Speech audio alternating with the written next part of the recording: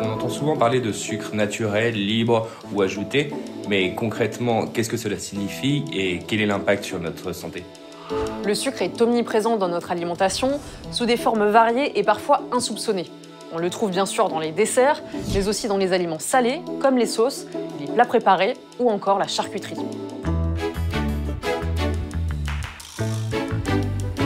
Les sucres naturels sont présents dans les fruits, les légumes et les produits laitiers, tandis que les sucres dits libres ou ajoutés se trouvent dans des produits transformés, comme par exemple les sodas ou les desserts industriels. Par ailleurs, le sucre adoucit les saveurs, prolonge la conservation et améliore la texture des produits, un atout pour les fabricants, moins pour notre santé. Effectivement, une consommation excessive peut entraîner des problèmes de diabète, de prise de poids ou des maladies cardiovasculaires.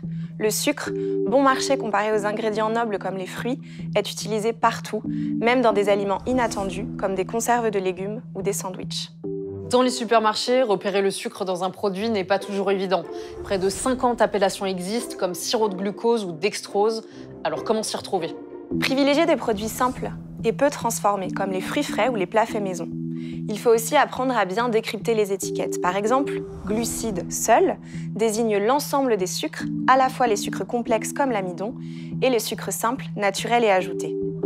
Dont sucre inclut à la fois les sucres naturels et ajoutés. Sans sucre signifie que le produit ne contient pas plus de 0,5 g de sucre pour 100 g ou 100 ml, mais il peut y avoir des édulcorants. Sans sucre ajouté signifie que seuls les sucres naturels sont inclus. En résumé, méfiez-vous des étiquettes. Un produit allégé en sucre n'est pas forcément sans sucre et peut être plus gras ou plus salé. Pour plus d'informations et de conseils, rendez-vous sur inc-conso.fr et à très bientôt pour un nouveau Consomag.